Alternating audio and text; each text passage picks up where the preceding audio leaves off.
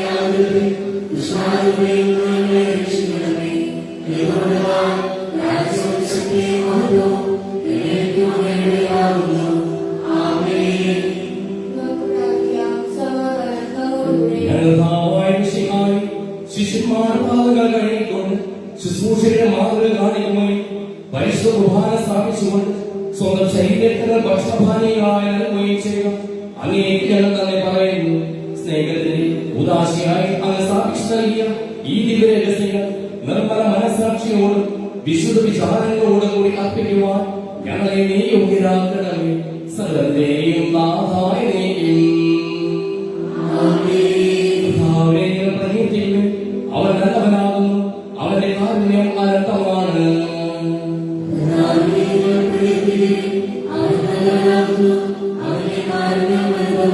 മഹോന്നതനായ ദൈവത്തെ പ്രകീർത്തിക്കുവിൻ, അവന്റെ കാരുണ്യം അനന്തമാണ്.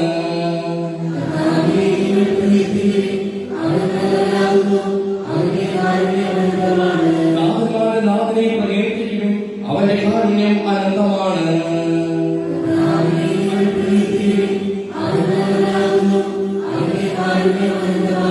ഈജിപ്തിലെ കഴിഞ്ഞു തലയിലെ സംഭരിച്ചവനെ പ്രകീർത്തിക്കുവിൻ.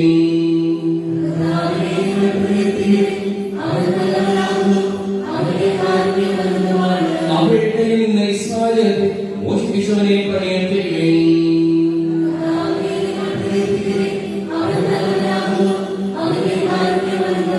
കടലിനെ വിഭജിച്ചവനെ പ്രകീർത്തിക്കുവിൻ. അതിന്റെ നടുവിലൂടെ അവനെ നയിച്ചവനെ പ്രകീർത്തിക്കുവിൻ.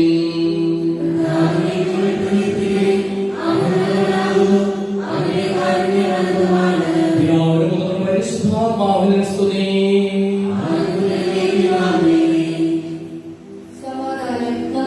ഞങ്ങളുടെ ആഹാരവുമേ ഞങ്ങൾക്കും ഞങ്ങളുടെ കുടുംബാംഗങ്ങൾക്കും നൽകിയിട്ടുള്ളത്, എന്നാൽ കൃതജ്ഞത പ്രകാശിപ്പിക്കുവാൻ ഞങ്ങൾക്ക് കഴിയാത്തതുമായ എല്ലാ സഹായങ്ങൾക്കും അനുഗ്രഹങ്ങൾക്കും ഞങ്ങൾ അങ്ങേക്ക് നന്ദി പറയുന്നു. സകലത്തെയും നാഥായ നീയും.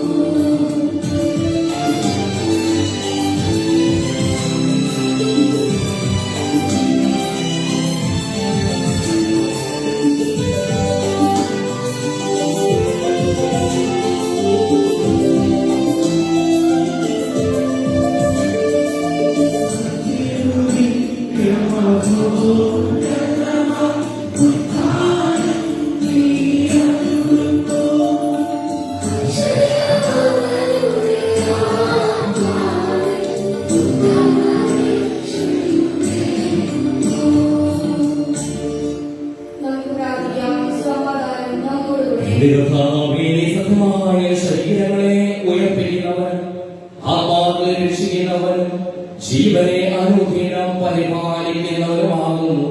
ഞങ്ങളെപ്പോഴും നിന്റെ സ്തുതിയും കൃതജ്ഞതയും ആരാധനയും സമർപ്പിക്കുവാൻ കടപ്പെട്ടവരാകുന്നു. സകലത്തെയും നാഥായ നീയും.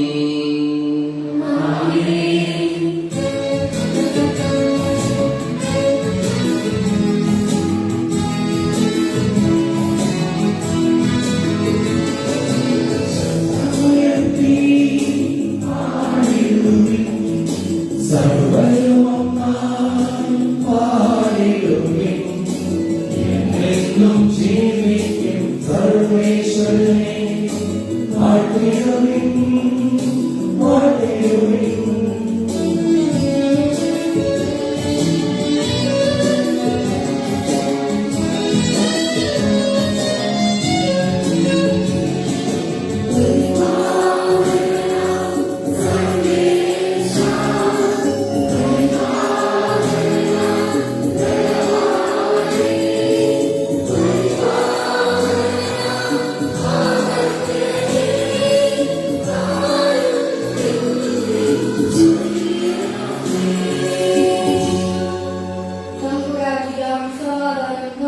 യേശുവിനെ സമയനായി വസിക്കുന്ന പരിശുദ്ധന സുന്ദരനും ബലവാനും അമർത്യനുമായ കർത്താവേ, അങ്ങയുടെ സ്വഭാവത്വം വളർന്ന് ഞങ്ങളെ അനുഗ്രഹിക്കുകയും ഞങ്ങളോട് കരുണ കാണിക്കുകയും ചെയ്യണമേ. സകലത്തെയും നാഥായ നീയും. ഒന്നാം വായന. പുറപ്പാടിന്റെ പുസ്തകത്തിനുള്ള വായന 12-ാം അധ്യായം 1 മുതൽ 20 വരെയുള്ള വാക്യങ്ങൾ ദൈവമേ ആശീർവദിക്കണമേ.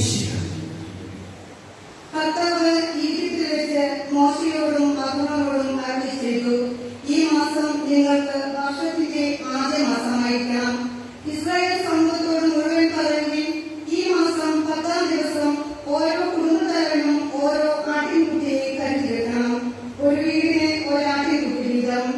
ഏതെങ്കിലും കുടുംബം ഒരാട്ടിൻകുട്ടിയെ മുഴുവൻ ഭക്ഷിക്കാൻ മാത്രം ഭക്തരെങ്കിൽ ആളുകളുടെ എണ്ണം നോക്കി അയൽ കുടുംബത്തെയും പങ്കു ചേർക്കട്ടെ. ഭക്ഷിക്കാനുള്ള കഴിവ് പരിഹരിച്ചു വേണം ഒരാടിന് വേണ്ട ആളുകളുടെ എണ്ണം നിശ്ചയിക്കാൻ. പോരാട്ടങ്ങളിൽ നിന്നോ ചെറുകളിൽ നിന്നോ ആട്ടിൻകുട്ടിയെ തെരഞ്ഞെടുത്തുകൊള്ളുക. എന്നാൽ അത് ഒരു വയസ്സുള്ളതും ഊനമറ്റതുമായ മുട്ടാടായിരിക്കണം. ഈ മാസം 14-ാം ദിവസം വരെ അതിനെ സൂക്ഷിക്കണം. ഇസ്രായേൽ സമൂഹം മുഴുവൻ തങ്ങളുടെ ആട്ടിൻകുട്ടികളെ അന്ന് സന്ധ്യയ്ക്ക് കൊല്ലണം. അതിന്റെ രക്തത്തിൽ നിന്ന് കുറച്ചെടുത്ത് ആടിനെ ഭക്ഷിക്കാൻ കൂടിയിരിക്കുന്ന വീടിന്റെ 2 കട്ടിളക്കാലുകളിലും മേൽപ്പടിയിലും പുരട്ടണം. അവർ അതിന്റെ മാംസം തീയിൽ ചുട്ട് പുളിപ്പില്ലാത്ത അപ്പവും കയ്പുള്ള ഇലകളും കൂട്ടി അന്ന് രാത്രി ഭക്ഷിക്കണം. ചുട്ടല്ലാതെ പച്ചയായോ വെള്ളത്തിൽ വേവിച്ചോ ഭക്ഷിക്കരുത്. അതിനെ മുഴുവനും തലയും കാലും ഉൾഭാഗവുമടക്കം ചുട്ട് ഭക്ഷിക്കണം. പ്രഭാതമാകുമ്പോൾ അതിൽ യാതൊന്നും അവശേഷിക്കരുത്. എന്തെങ്കിലും മിച്ചം വന്നാൽ തീയിൽ ദഹിപ്പിക്കണം. ഇപ്രകാരമാണ് അത് ഭക്ഷിക്കേണ്ടത്. അരമൊരുക്കി ചെരുപ്പ് അണിഞ്ഞ് വടി കൈയേന്തി വൃത്തത്തിൽ ഭക്ഷിക്കണം. കാരണം അത് കർത്താവിന്റെ പ്രസന്നയാണ്. ആ രാത്രി ഈജിപ്തിലെ ദേവന്മാർക്കെല്ലാം എതിരായി ഞാൻ ശിക്ഷാവിധി നടത്തും. ഞാനാണ് കർത്താവ്. കട്ടളയിലുള്ള രക്തം നിങ്ങൾ ആ വീട്ടിൽ താമസിക്കുന്നതിന്റെ അടയാളമായിരിക്കും. അത് കാണുമ്പോൾ ഞാൻ നിങ്ങളെ കടന്നുപോകും. ഞാൻ ഈജിപ്തിനെ പ്രഹരിക്കുമ്പോൾ ആ ശിക്ഷ നിങ്ങളെ ബാധിക്കുകയില്ല. ഈ ദിവസം നിങ്ങൾക്ക് ഒരു സ്മരണാദിനമായിരിക്കട്ടെ. ഇത് തലമുറത്തോറും കർത്താവിന്റെ തിരുനാളായി നിങ്ങൾ ആചരിക്കണം. ഇത് നിങ്ങൾക്ക് എന്നേക്കും ഒരു കൽപ്പനയായിരിക്കും. നിങ്ങൾ 7 ദിവസം പുളിപ്പില്ലാത്ത അപ്പം ഭക്ഷിക്കണം. 1-ാം ദിവസം തന്നെ നിങ്ങളുടെ വീടുകളിൽ നിന്ന് പുളിമാവ് നീക്കം ചെയ്യണം.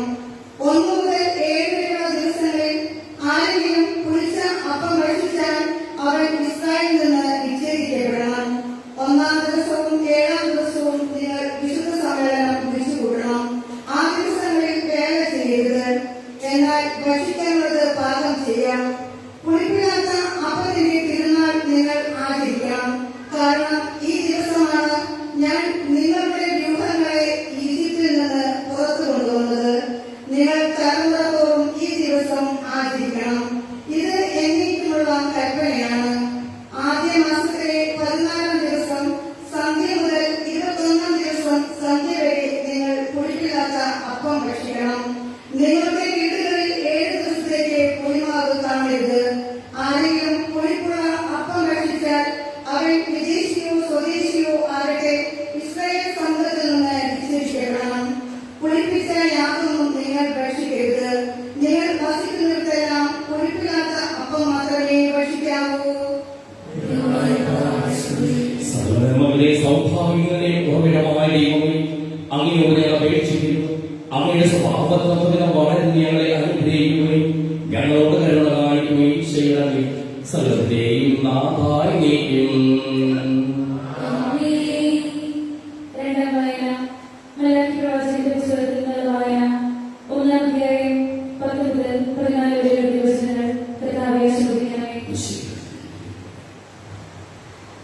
നിങ്ങൾ വ്യർത്ഥമായി തീകത്തിക്കാൻ നിങ്ങളാരെങ്കിലും വാങ്ങി അടച്ചില്ലെങ്കിൽ നിങ്ങൾ എനിക്ക് പ്രീതിയില്ല. നിങ്ങളുടെ കരങ്ങളിൽ നിന്ന് ഞാൻ ഒരു കാഴ്ചയും സ്വീകരിക്കുകയില്ല. സൈന്യങ്ങളുടെ കർത്താവ് അരുളിച്ചെയ്യുന്നു. സൂര്യോദയം മുതൽ അസ്തമയം വരെ എന്റെ നാമം ജനതകളുടെ ഇടയിൽ മഹത്വപൂർണ്ണമാണ്.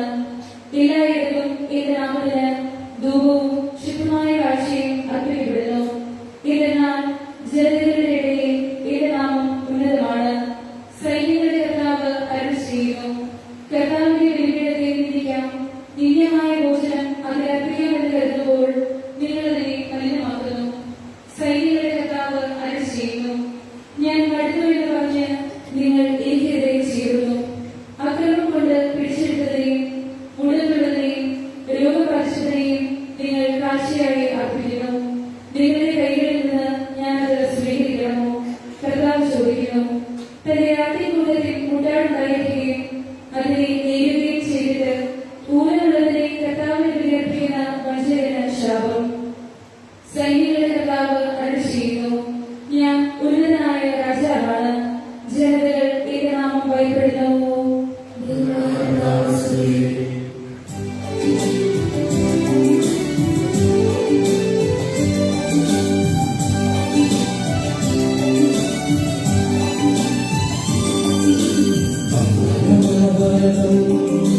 ദൈവമഹത്വത്തെ വാഴ്ത്തിപ്പാടുന്നു. ദിവ്യാത്മാവിൻ ഗീതികളാൽ ഹല്ലേലൂയ ഗീതികളാൽ കർത്താവിൻ തിരുപ്രസാദം നിർമ്മലമാകും അനുസ്മരണം കൊണ്ടാടാം ഇന്നീ വേദികളിൽ.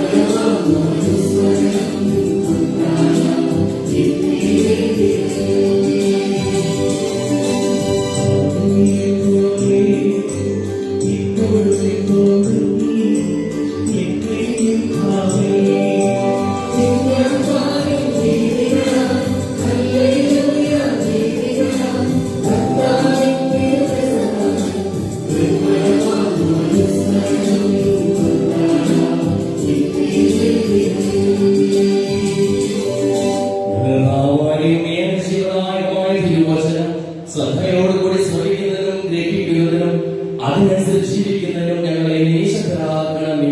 സകലത്തെയും നാഥാനീയം. സഹോദരരെ, വിശുദ്ധ പൗലോസ്ലീഹ കൊരിന്ത്യർക്കെഴുതിയ 1-ാം ലേഖനം 11-ാം അധ്യായം 23 മുതൽ 29 വരെയുള്ള തിരുവചനങ്ങൾ കർത്താവെ അനുഗ്രഹിക്കട്ടെ. കർത്താവിൽ നിന്ന് എനിക്ക് ലഭിച്ചതും ഞാൻ നിങ്ങളെ ഫലമേൽപ്പിച്ചതുമായ കാര്യം ഇതാണ്: കർത്താവായ യേശു താൻ ഒറ്റിക്കൊടുക്കപ്പെട്ട രാത്രിയിൽ അപ്പമെടുത്ത് കൃതജ്ഞത അർപ്പിച്ചതിനു ശേഷം അത് മുറിച്ചുകൊണ്ട് അരുളി ചെയ്തു, ഇത് നിങ്ങൾക്ക് വേണ്ടിയുള്ള എന്റെ ശരീരമാണ്, എന്റെ ഓർമ്മയ്ക്കായി നിങ്ങൾ ഇത് ചെയ്യുന്നു. അപ്രകാരം തന്നെ അത്താഴത്തിന് ശേഷം പാനപാത്രമെടുത്ത് അരുളി ചെയ്തു, ഇതെന്റെ രക്തത്തിലുള്ള പുതിയ ഉടമ്പടിയാണ്, നിങ്ങൾ ഇത് പാനം ചെയ്യുമ്പോഴെല്ലാം എന്റെ ഓർമ്മയ്ക്കായി ചെയ്യുന്നു. നിങ്ങൾ ഈ അപ്പം ഭക്ഷിക്കുകയും ഈ പാത്രത്തിൽ നിന്ന് പാനം ചെയ്യുകയും ചെയ്യുമ്പോഴെല്ലാം കർത്താവിന്റെ മരണം അവരെ പ്രത്യാഗമനം വരെ പ്രഖ്യാപിക്കുകയാണ് ചെയ്യുന്നത്. തന്മൂലം ആരെങ്കിലും അയോഗ്യതയോടെ കർത്താവിന്റെ അപ്പം ഭക്ഷിക്കുകയും പാത്രത്തിൽ നിന്ന് പാനം ചെയ്യുകയും ചെയ്താൽ അവൻ കർത്താവിന്റെ ശരീരത്തിനും രക്തത്തിനുമെതിരെ തെറ്റ് ചെയ്യുന്നു. അതിനാൽ ഓരോരുത്തരും ആത്മശോധന ചെയ്തതിനു ശേഷം ഈ അപ്പം ഭക്ഷിക്കുകയും പാത്രത്തിൽ നിന്ന് പാനം ചെയ്യുകയും ചെയ്യട്ടെ. എന്തുകൊണ്ടെന്നാൽ ശരീരത്തെ വിവേചിച്ചറിയാതെ ഭക്ഷിക്കുകയും പാനം ചെയ്യുകയും ചെയ്യുന്നവൻ തന്റെ തന്നെ ശിക്ഷാവിധിയാണ് ഭക്ഷിക്കുന്നതും പാനം ചെയ്യുന്നതും.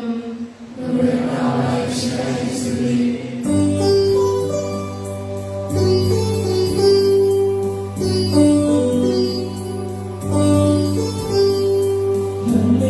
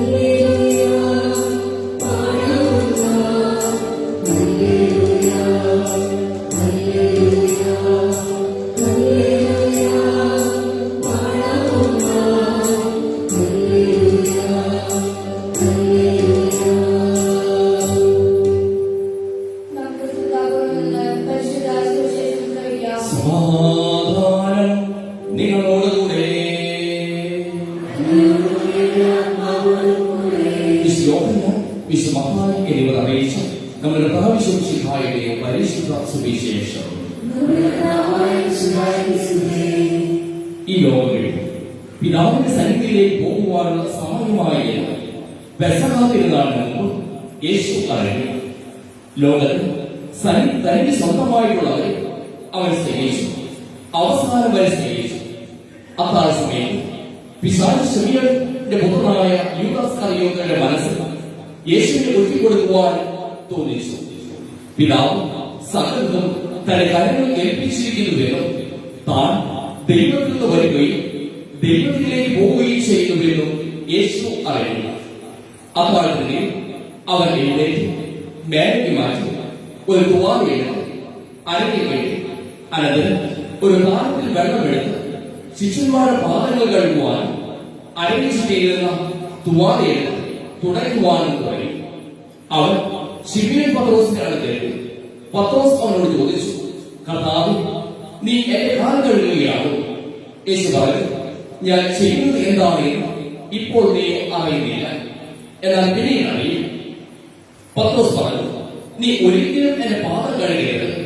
യേശു പറഞ്ഞു, ഞാൻ നിന്നെ കഴുകുന്നില്ലായിരുന്നു, നിനക്ക് എന്നോട് കൂടെ പങ്കില്ല. ശിമയോൻ പത്രോസ് പറഞ്ഞു, കർത്താവ്, എങ്കിൽ എന്റെ പാദങ്ങൾ മാത്രമല്ല കരങ്ങളും ശിരസും കൂടി കഴുകയാണ്. യേശു പ്രതിഫലിച്ചു, കുളി കഴിഞ്ഞവന്റെ കാലുകൾ മാത്രമേ കഴുകേണ്ടതുള്ളൂ. അവൻ മുഴുവൻ ശുദ്ധിയായിരിക്കും. നിങ്ങൾ ശുദ്ധിയുള്ളവരാണ്, എന്നാൽ എല്ലാവരുമല്ല. തന്നെ ഒറ്റിക്കൊടുക്കുന്നവൻ ആരാണ് എന്ന് അവൻ അറിയുന്നു. അതുകൊണ്ടാണ് നിങ്ങൾ എല്ലാവരും ശുദ്ധിയുള്ളവരല്ല എന്ന് അവൻ പറഞ്ഞത്. അവരുടെ പാദങ്ങൾ കഴുകിയതിനു ശേഷം അവൻ മേലേക്ക് തിരിച്ചു സ്വസ്ഥാനത്തിൽ നിന്ന് അവരോട് പറഞ്ഞു, ഞാൻ എന്താണ് നിങ്ങൾക്ക് ചെയ്തത് എന്ന് നിങ്ങൾ അറിയുന്നു. നിങ്ങളെ ഗുരുവെന്നും കർത്താവെന്നും വിളിക്കുന്നു. ശരി തന്നെ, ഞാൻ ഗുരുവും കർത്താവുമാണ്. നിങ്ങളുടെ കർത്താവ് ഗുരുവുമായ ഞാൻ നിങ്ങളുടെ പാദങ്ങൾ കഴുകിയെങ്കിൽ നിങ്ങൾ പരസ്പരം പാദങ്ങൾ കഴുകണം. അവർ ഭക്ഷിച്ചുകൊണ്ടിരിക്കുമ്പോൾ യേശു അപ്പോഴെടുത്ത് ആശീർവദിച്ച് മുറിച്ച് ശിശുമാർക്ക് കൊടുത്തുകൊണ്ട് അറിഞ്ഞു ചെയ്തു, വാങ്ങി ഭക്ഷിക്കുകയും ഇത് എന്റെ ശരീരമാണ്.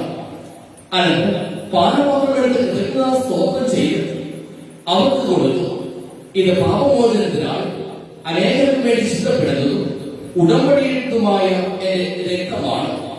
ഞാൻ നിങ്ങളോട് പറയുന്നു, എന്റെ പിതാവിന്റെ കാര്യത്തിൽ നിങ്ങളോട് നവമായി ഇത് പാനം ചെയ്യുന്ന ദിവസം വരെ മുന്തിരിച്ചീരയുടെ ഈ ഫലത്തിൽ നിന്ന് ഞാൻ വീണ്ടും കുടുങ്ങുകയില്ല.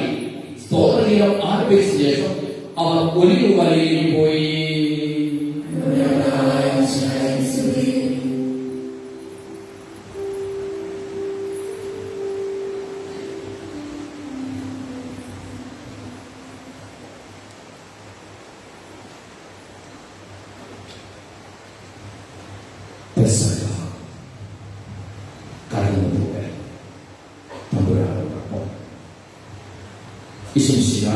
സ്നേഹമുള്ള മാതാപിതാക്കൾ, ബഹുമാനപ്പെട്ട സിസ്റ്റേഴ്സ്, സ്നേഹന്മാരായി ഉയർന്നിരിക്കുന്ന 12 പേരെ, സഹോദരി സഹോദരന്മാരെ, പ്രിയ കുടുംബമക്കളെ, പെസഹ എന്ന വാക്കിനെയാണ് കടന്നു പോകുക എന്നതാണ്. പഴയ നിയമത്തിൽ ഇസ്രായേൽ ജനം ദൈവത്തിലേക്ക് ഭയം ഈജിപ്തിലെ അടിമത്തത്തിൽ നിന്ന്, ഫറവോയുടെ ക്രൂരതയിൽ നിന്ന് ചെങ്കടൽ കടന്നുപോയതിന്റെ ഓർമ്മയാശ്രയിക്കുന്ന, രക്ഷപ്പെടുത്തതിന്റെ ഓർമ്മയാശ്രയിക്കുന്ന വലിയ തിരുനാളാണ് പെസഹ തിരുനാൾ.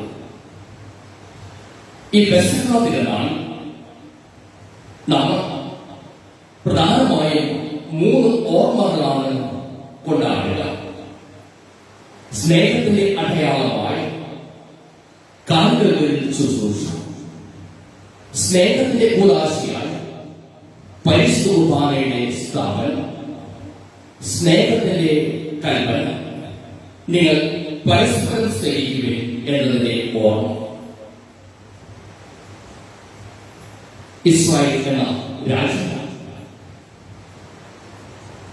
1949 സ്ഥാപിതമായി ഒരു കൊച്ചു രാജ്യമാണ്. ചുറ്റുപാടും ശത്രുക്കൾ ഇടയ്ക്കിടയ്ക്ക് രാജ്യത്തെ ആക്രമിക്കുക പതിവായിരുന്നു. എന്നാൽ ആ രാജ്യത്തിന് വിശ്വാസമുണ്ടായിരുന്നു, ബോധ്യമുണ്ടായിരുന്നു. ദൈവം ഞങ്ങളെ കാത്തുപരിപാലിക്കും, ദൈവം ഞങ്ങളെ കാത്തുപരിപാലിക്കും എന്ന ബോധ്യവും വിശ്വാസവുമായി തങ്ങളെ തന്നെ പടുത്തുയർത്തുവാനായിട്ട് അവർ എന്നും പരിശ്രമിച്ചു. അതിലവർ വിജയിച്ചു എന്നും വിജയിക്കുന്നുവെന്നും ചരിത്രം സാക്ഷ്യം നൽകുകയാണ്. ബോധ്യങ്ങളാണ് ദൈവം കാത്തുപരിപാലിക്കുന്നു. ഇന്ന് പെസഹ ആചരിക്കുന്നു. ബോധ്യങ്ങളിലേക്ക് വളരുവാനായി നമുക്ക് ഓരോരുത്തരും സാധിക്കണം. ഇസ്രായേലിനെ സംബന്ധിച്ചിടത്തോളം ചെങ്കടൽ കടന്ന് രക്ഷപ്പെടുവാനായി, ഈജിപ്തിലെ അടിമത്തിൽ നിന്ന് രക്ഷപ്പെടുവാനായി ദൈവം ഞങ്ങളെ സഹായിക്കും എന്ന ബോധ്യമാണ് മോശയോടൊപ്പം സഞ്ചരിക്കുവാനായിട്ട് അവരെ പ്രേരിപ്പിച്ചത്. ആ ബോധ്യത്തിന്റെ നിറവിലാണ് ഓരോ വർഷവും പെസഹ ആചരിക്കുക. കടന്നു പോകുവാനായിട്ട്, തമ്പുരാനോടൊപ്പം പോകുവാനായിട്ട്, തമ്പുരാന്റെ കൽപ്പനകൾക്കനുസരിച്ച് മുന്നേറുവാനായിട്ട് ഞങ്ങൾക്ക് സാധിക്കും എന്ന ബോധ്യം. ആ ബോധ്യം ദൈവം നൽകിയതാണ്. അവസാനം വരെ കൂടെയുണ്ടാകും എന്ന ബോധ്യം, അവസാനം വരെ കൂടെയുണ്ടാകും എന്ന ബോധ്യത്തിന്റെ നിറവിലാണ് ഈശോ ശിഷ്യന്മാരുടെ പാദങ്ങൾ കഴുകുന്നത്. തന്നെ തന്നെ ശൂന്യനാക്കുകയാണ്. സാധാരണഗതിയിൽ യഹൂദന്മാരെ സംബന്ധിച്ചിടത്തോളം അവർ കാൽകഴുകൽ ശുശ്രൂഷ നടത്തുന്നത് പതിവാണ്. എന്നാൽ കാൽകഴുകുന്നത് അടിമയോ ഏറ്റവും ചെറിയ വ്യക്തിയോ ഇളയവനോ ആയിരിക്കും. എന്നാൽ ഗുരുക്കന്മാരും കുടുംബനാഥന്മാരും സാധാരണഗതിയിൽ കാൽകഴുകുന്ന ശുശ്രൂഷ അവരുടെ ഇടയിൽ പതിവില്ല. അതിനെല്ലാം വിരുദ്ധമായിട്ട് വിഭിന്നമായി ഈശോ തന്റെ ശിഷ്യന്മാരുടെ കാലുകൾ കഴുകുകയാണ്. സ്നേഹത്തിന് ഏറ്റവും വലിയ അടയാളമാണ് എന്ന് അവരോട് പറയുകയാണ്. ഈ അടയാളം തങ്ങളുടെ ജീവിതത്തിൽ ആവർത്തിക്കണമെന്നും അവരോട് ഓർമ്മപ്പെടുത്തുകയാണ്. കാലുകളിലും അവരെ വിനയത്തിന്റെ സ്വയം ശൂന്യവൽക്കരണത്തിന്റെ അടയാളങ്ങൾ നമുക്ക് കാണുവാനായി സാധിക്കും. ഒരുവനെ നമുക്ക് മുട്ടുകുത്തുന്നു, അവരെ കാൽപാദങ്ങൾ കഴുകുന്നു, അത് തുടയ്ക്കുന്നു, അതിനുശേഷം അതിൽ ചുംബിക്കുന്നു. സ്വയം ശൂന്യവൽക്കരിക്കുകയാണ്, ഇല്ലാതാകുകയാണ്. എന്നേക്കാളും വലുതാണ് നീ എന്ന് ഓർമ്മപ്പെടുത്തുകയാണ്.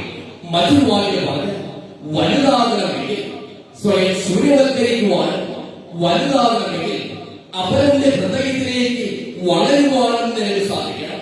അവരുടെ ഹൃദയത്തിലേക്ക് വളരുവാനായിട്ട്, അവരുടെ ഹൃദയത്തിൽ ശക്തിയുവാനായിട്ട് നിനക്ക് സാധ്യമാകണമെങ്കിൽ നീ സ്വയം ശൂന്യവൽക്കരിക്കുകയും ശുശ്രൂഷകനായി മാറുകയും ചെയ്യണമെന്ന് ഈശോ ഈ പെസഹ ദിനത്തിൽ ഓർമ്മപ്പെടുത്തുകയാണ്. അതോടൊപ്പം തന്നെ സ്നേഹത്തിന് കൂദാശ അവൻ സ്ഥാപിക്കുകയാണ്, പരിശുദ്ധ കുർബാന സ്ഥാപിക്കുകയാണ്.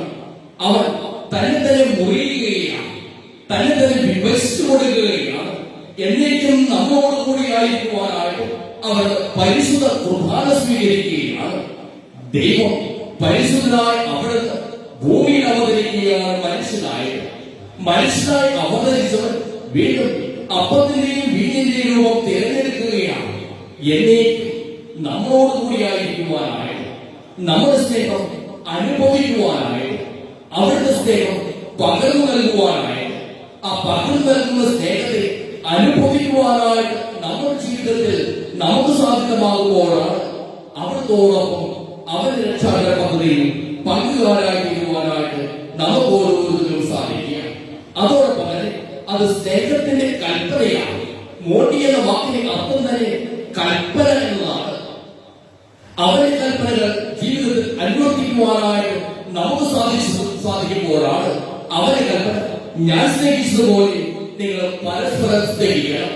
ഞാൻ സ്നേഹിച്ചതുപോലെ എന്ന് പറയുമ്പോൾ ജീവൻ കൊടുത്ത് ശുശ്രൂഷയുടെ അവസ്ഥയിലേക്ക്, ശുശ്രൂഷയുടെ മനോഭാവത്തിലേക്ക് അടിമയെ പോലെ മറ്റുള്ളവരുടെ താഴേക്ക് അവരുടെ ഹൃദയത്തിലേക്ക് ചേക്കേറി സ്നേഹിക്കുവാനായി നമുക്ക് സാധിക്കുമ്പോഴാണ് അവന്റെ കൽപ്പന, സ്നേഹത്തിന്റെ കൽപ്പന അനുവർത്തിക്കുന്നവരായി നമ്മൾ തീരുക. അങ്ങനെ ദൈവത്തിന്റെ കൽപ്പനകളെ പാലിക്കുവാനായിട്ട്, ദൈവത്തിന്റെ സ്നേഹം അനുഭവിച്ച് അറിയുവാനായിട്ട്, ആ സ്നേഹത്തിൽ ബോധ്യത്തിൽ മുന്നേറുവാനായിട്ട് ദൈവം നമ്മെ അനുഗ്രഹിക്കട്ടെ. പിതാവിന്റെയും പുത്രന്റെയും പരിശുദ്ധാത്മാവിന്റെയും നാമത്തിൽ ആമേൻ.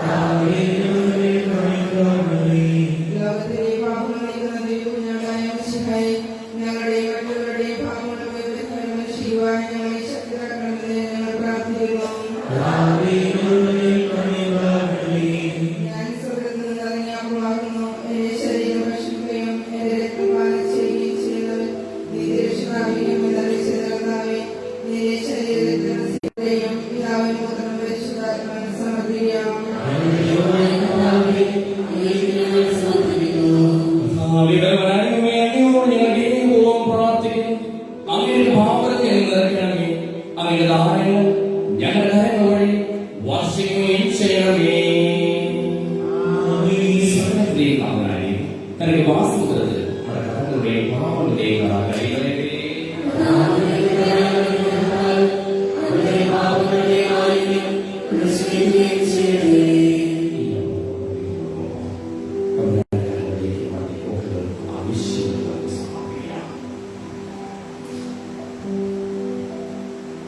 അങ്ങയുടെ ആദ്യമായ എപ്പോഴും എന്നേക്കും ഞങ്ങൾ സ്തുതിക്കും.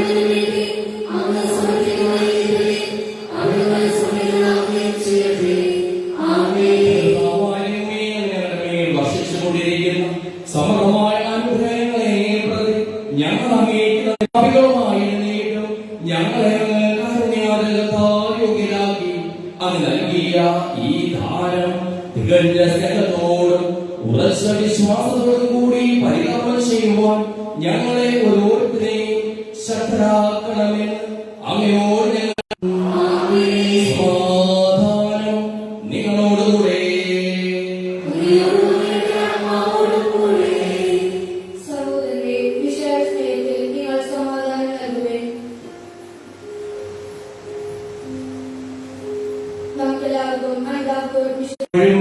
എപ്പോഴും എന്നേക്കും നിങ്ങളുടെ വിചാരങ്ങൾ ഉന്നതത്തിലേക്ക് ഉയരട്ടെ.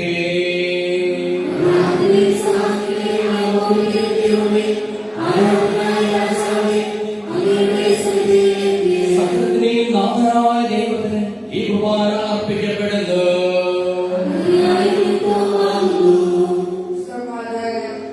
പിതാപുത്രനും പരിശുദ്ധാത്മാവുമായ സർവേശ്വരൻ അങ്ങയുടെ ബഹുമേറിയ നേതൃത്വത്തിൽ സ്വർഗവാസികളായ ഞങ്ങളും ആരാധനായിരങ്ങളും കുമ്പിട്ട് ആരാധിക്കുന്നു. അഗ്നയന്മാരും അരൂപികളുമായ സ്വകീയ സൈന്യങ്ങളും അങ്ങയുടെ നാമം പ്രകീർത്തിക്കുന്നു. പരിശുദ്ധരും അരൂപികളുമായ പ്രവീന്മാരോടും ശ്രപ്പന്മാരോടും ചേർന്ന് നാഥനായ ഞങ്ങളും ആരാധന സമർപ്പിക്കുന്നു. ഉയർന്ന സ്വരത്തിൽ ഇടപെടാതെ സ്തുതിച്ചുകൊണ്ട് ഞങ്ങൾ ഒന്ന് ചേർന്ന് അങ്ങേക്ക് ഓശാന പാടുകയും ചെയ്യുന്നു.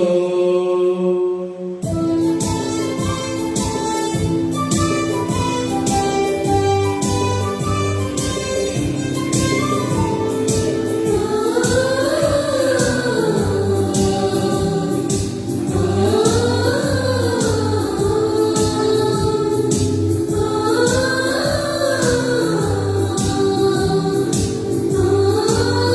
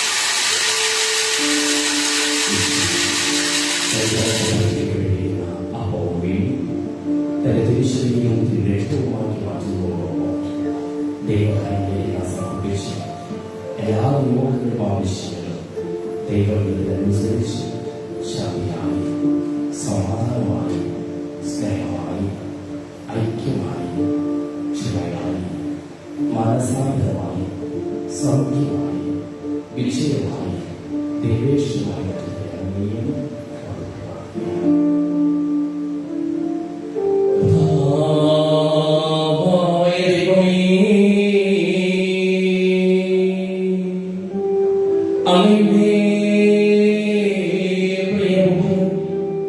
ഞങ്ങളെ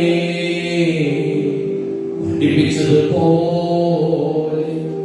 അവിടുത്തെ വിഹാനുഭവത്തിന്റെ സ്മരണ ഞങ്ങൾ ആചരിക്കുന്നു.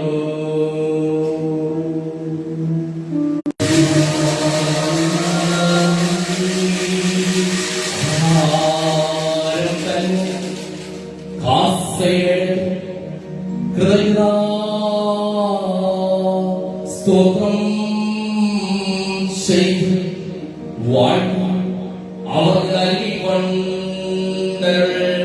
ചെയ്തു.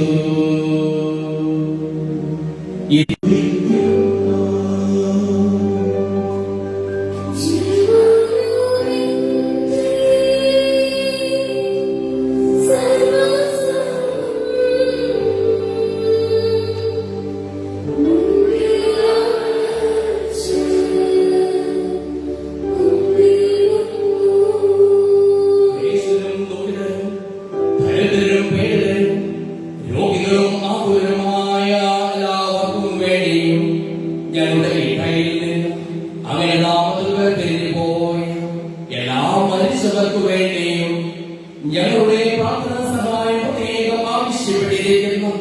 എല്ലാവർക്കും വേണ്ടിയും ഞങ്ങളുടെ മാതാപിതാക്കൾക്കും ബന്ധുമിത്രാദികൾക്കും കുടുംബാംഗങ്ങൾക്ക് വേണ്ടിയും ഞങ്ങളെ സ്നേഹിക്കുന്നവർക്ക് വേണ്ടിയും ഞങ്ങൾ സ്നേഹിക്കുന്നവർക്ക് വേണ്ടിയും അങ്ങനെ കാരുണ്യത്തെ പ്രത്യാശപൂർവ്വം കാത്തിരിക്കുന്ന അയോഗ്യരായ ഓരോരുത്തർക്കും വേണ്ടിയും കർത്താവേ അങ്ങേ കുർബാന സ്വീകരിക്കണമേ.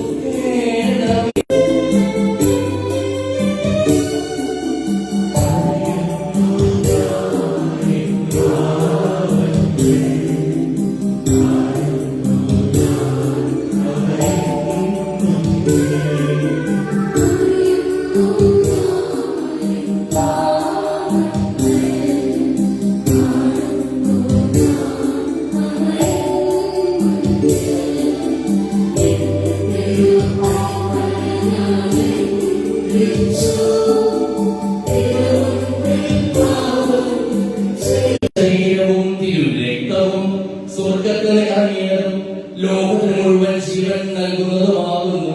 ഇത് ഭക്ഷിക്കുന്നവർ മരിക്കുകയില്ല, പ്രതുക പാപോചനവും രക്ഷയും പ്രാപിക്കുകയും നിത്യം ജീവിക്കുകയും ചെയ്യും.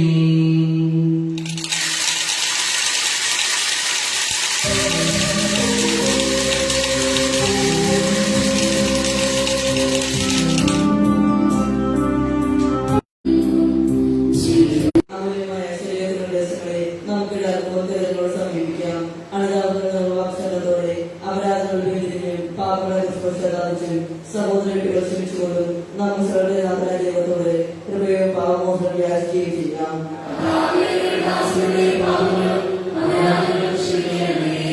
ഭിന്നതകരവും വിളിച്ച് നമ്മുടെ മനസ്സാക്ഷി ശുദ്ധീകരിക്കാം.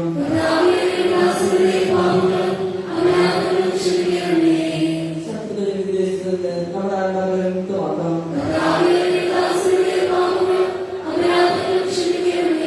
വിശുദ്ധ കുർബാന സ്വീകരിക്കുകയും പരിസ്ഥാനങ്ങൾ പ്രവർത്തിക്കുകയും ചെയ്യാം.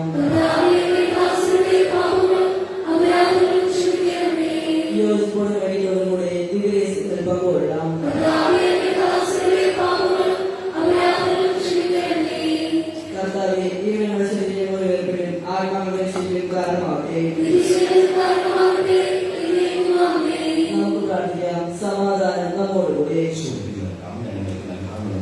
ദൈവത്തോട് ഞാൻ ചോദിച്ചതെല്ലാം എനിക്ക് ലഭിക്കും എന്നുള്ള വിശ്വാസത്തോടുകൂടി അവർ വിളിച്ചപേക്ഷിക്കാം. പിതാവേ, അങ്ങയുടെ നാമം പൂജിതമാകണമേ, അങ്ങയുടെ രാജ്യം വരണമേ, അങ്ങയുടെ മനസ്സ് സൂര്യനെ പോലെ ഭൂമിയിലുമാകണമേ. ഞങ്ങൾക്ക് ആവശ്യമായ ആഹാരം ഇന്ന് ഞങ്ങൾക്ക് തരണമേ. ഞങ്ങളുടെ കടക്കാരോട് ഞങ്ങൾ ക്ഷമിച്ചിരിക്കുന്നത് പോലെ ഞങ്ങളുടെ പാപങ്ങളും ഞങ്ങളോട് ക്ഷമിക്കണമേ. ഞങ്ങളെ പാപത്തിനിടയാകരുതേ, ദുഷ്ടാരൂപിയിൽ നിന്ന് രക്ഷിക്കണമേ. എന്തുകൊണ്ട്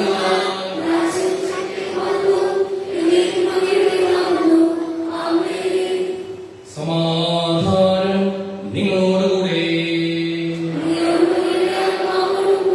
വിശുദ്ധ കുർബാന വിശുദ്ധ ജനത്തിനുള്ളതാകുന്നു. നിങ്ങൾ പ്രകീർത്തിക്കുകയും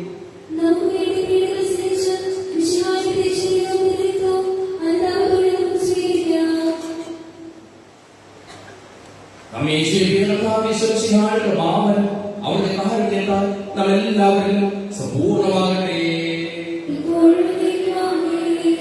സഹോദരനെ, സ്വർഗീയത്തിലുള്ള വിശ്വാസത്തോടെ ദൈവപുത്രശരീരം സ്വീകരിക്കുവാനും അവിടുത്തെ രക്തം പാനം ചെയ്യുവാനും തിരുസഭകളെ ക്ഷണിക്കുന്നു. വിശ്വാസികൾക്ക് പുറത്തേക്ക് വിദേശീയമില്ല.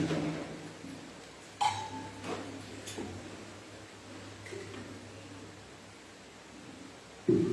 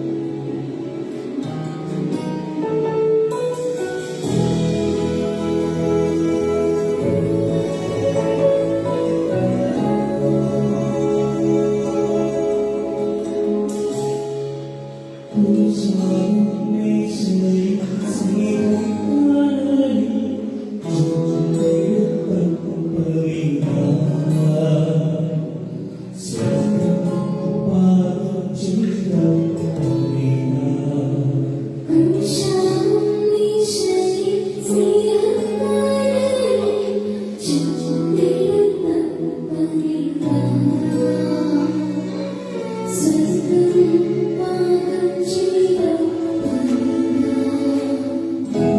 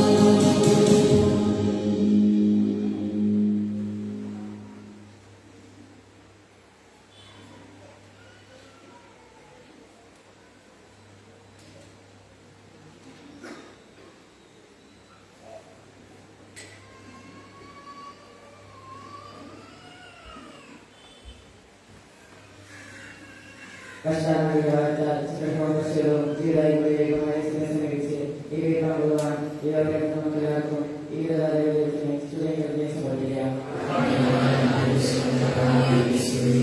നമുക്ക് പ്രാർത്ഥിക്കാം. സമാധാനം നമ്മോടുകൂടി.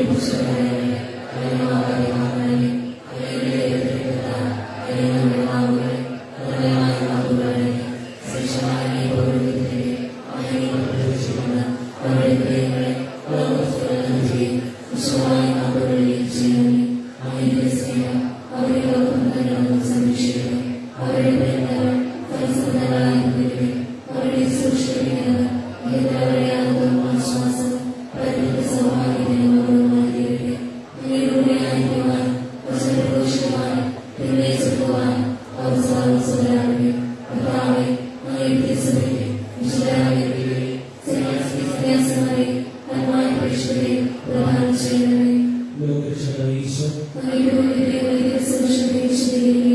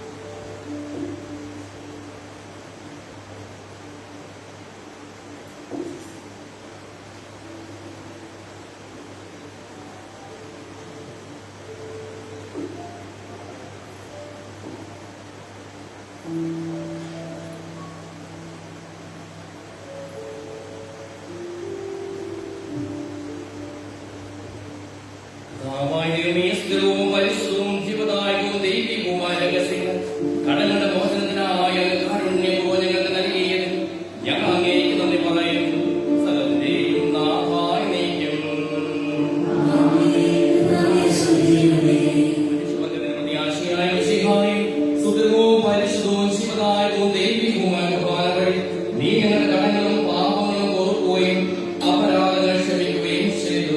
ഉന്നതങ്ങളിൽ നിന്നുള്ള ആരാധ്യമായ താൻ വാഴ്ത്തപ്പെട്ടതാകട്ടെ. സകലത്തിന്റെയും നാഥാനേക്കും.